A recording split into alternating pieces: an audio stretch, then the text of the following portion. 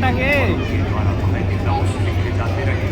सर्वोच्च वीरता पुरस्कार से सम्मानित शूरवीर सूबेदार major honorary captain Yogendra Singh Yadav और देवी और सज्जनों, इसी बीच अपना ध्यान आसमान की तरफ ले जाए। आप देख सकते हैं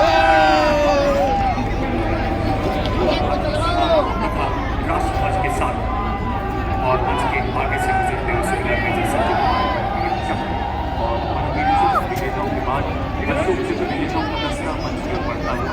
अशोक चक्र भारत का सर्वोच्च शांतिकालीन वीरता पुरस्कार मेजर जनरल साइरस के पिता वाला अशोक चक्र विशिष्ट सेवा में ये लाइट के लिए राम कुमार अशोक चक्र आपने मणिपुर में अद्भुत साहस का परिचय देते हुए आतंक विरोधी अभियानों में विशिष्ट वीरता का प्रदर्शन किया। और अब हमारे सबसे वरिष्ठ वीरता पुरस्कार विजेताओं का दस्ता देवी सज्जनों, इतिहास के स्वर्ण उनके साथ है हवलदार निकेंद्र कुमार महावीर चक्र सेना मेडल सेवानिवृत्त। और अगला दस्ता ऑपरेशन सिंदूर में देश का नाम रोशन करने वाले वीर चक्र विजेताओं का, जिनकी उपस्थिति ये उद्घोष है कि भारत की शौर्य परंपरा एक नए संकल्प के साथ जागृत है, जाज्वल्यमान है। इसमें शामिल कर्नल कुशांत लामा वीर चक्र, लेफ्टिनेंट कर्नल सुशील बिस्ट वीर चक्र और नायब सूबेदार सतीश कुमार वीर चक्र। Marking a moment of special significance, playing the tunes of Rator Rajchandra Surya, Jangi Nishan Hamro. Marching before you is the Nepali Army Band, soulful music, melody, reflecting the shared legacy of valor and tradition between Nepal and India, led by Technical Major Navin Kargidhani.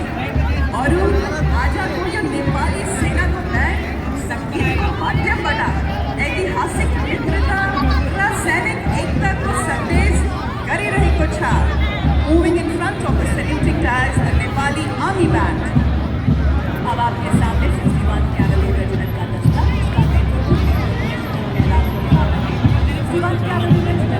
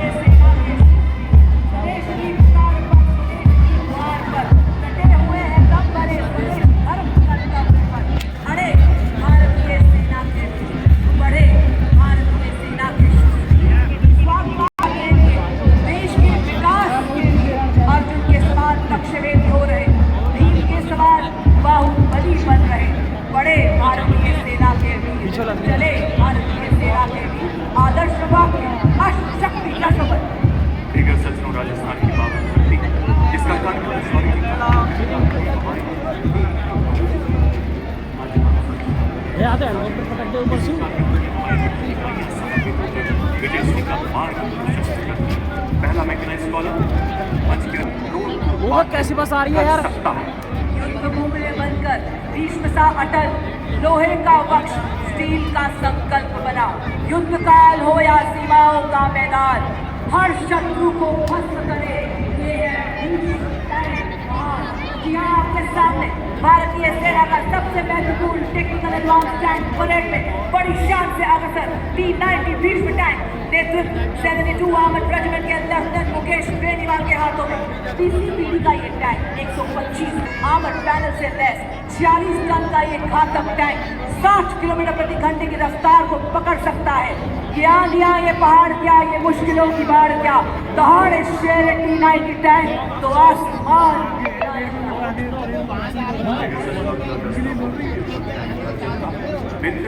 43 armoured regiment के major Aman तथा नायक मिसालदार Ratish Handwal 120 millimetre की मुख्य rifle gun, 12.7 millimetre anti aircraft machine gun, 7.6 millimetre coaxial दुनिया के किसी भी के आधुनिक टैंक के कवच को भेदने में पूरी तरह से सक्षम है। दुश्मन के आगे झुके न कभी, विजय तक रुके न कभी, मुख्य युद्धक tank Arjun. Coming up next,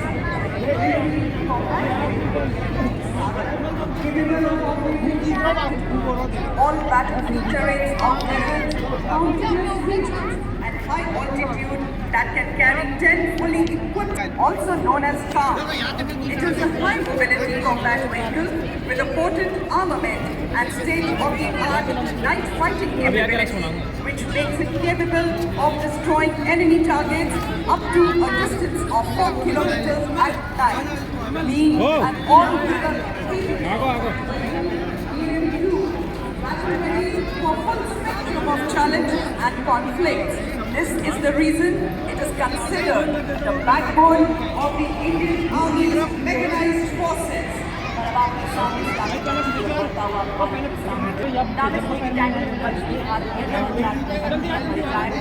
दुश्मन के टैंक्स को नष्ट करने के साथ साथ सबसे पहले भेजे हमारे दो ही एलिमेंट्स को दुश्मन के हमले से सुरक्षा प्रदान करता है और भारतीय सेना की एंटी टैंक क्षमता को मजबूत करता है।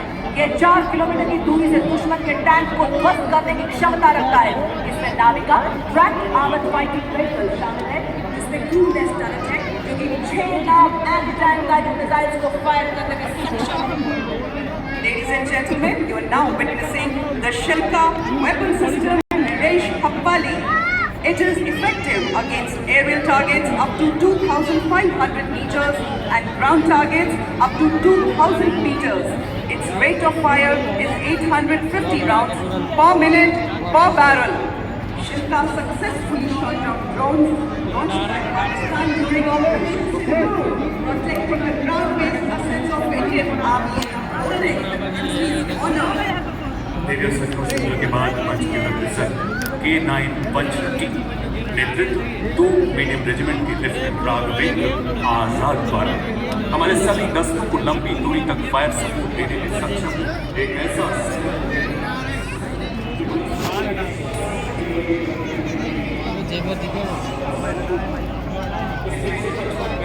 बावन कैलिबर ट्रैक्ड हॉबिटर 10 किलोमीटर तक प्रहार कर सकती है।